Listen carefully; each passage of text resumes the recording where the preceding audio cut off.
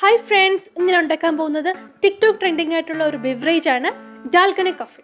ഇതിന് വേണ്ടത് മൂന്നേ ഇൻഗ്രീഡിയൻറ്റ് മാത്രം: instant coffee powder, milk and sugar.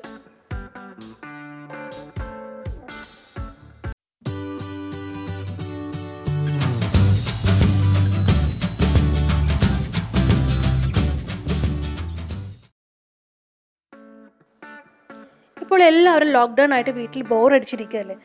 So നമുക്ക് വെറൈറ്റി ആയിട്ടൊരു കോഫി ട്രൈ ചെയ്ത് നോക്കിയാലോ. ഞാൻ എടുക്കുന്നത് നെസ്കഫേയുടെ സൺറൈസ് ഇൻസ്റ്റൻറ്റ് കോഫി പൗഡറാണ്. ഇത് നമുക്ക് 2 ടേബിൾ സ്പൂൺ ആദ്യം ബൗളിലേക്ക് ഇടാം.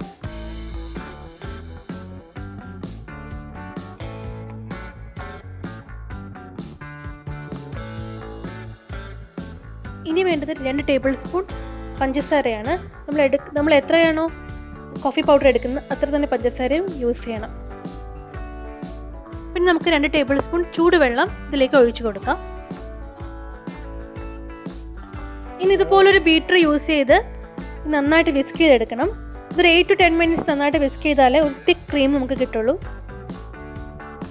ഇനി ഇതുപോലെ ബീറ്റർ ഇല്ലയെന്നുണ്ടെങ്കിൽ സ്പൂൺ വെച്ച് ചെയ്യാം. അതല്ല ഇലക്ട്രിക് മിക്സർ ഉണ്ടെങ്കിൽ വളരെ ഈസി ആയിട്ട് വിസ്ക് ചെയ്തെടുക്കാവുന്നതാണ്.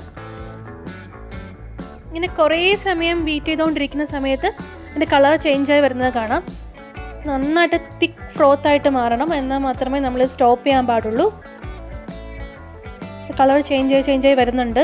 നമുക്കൊരു വിപ്പിംഗ് ക്രീം പോലെ കിട്ടണം. ആ ഒരു സ്റ്റേജ് ആകുമ്പോഴേ സ്റ്റോപ്പ് ആവുള്ളൂ.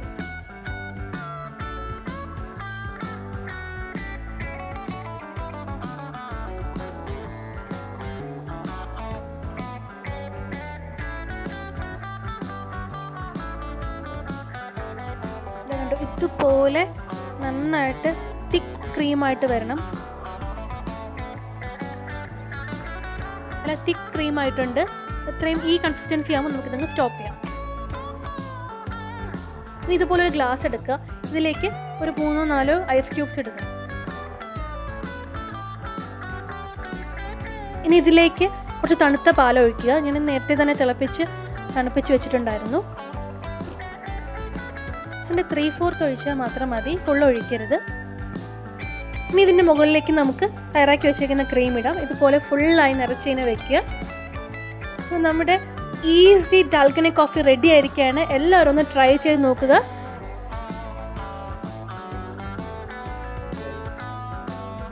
ഒരു സ്പൂൺ കൊണ്ട് ക്രീമെല്ലാം നന്നായിട്ട് മിക്സ് ചെയ്ത ശേഷം കുടിക്കുക. സോ എല്ലാവരും ഒന്ന് ട്രൈ ചെയ്ത് നോക്കുക.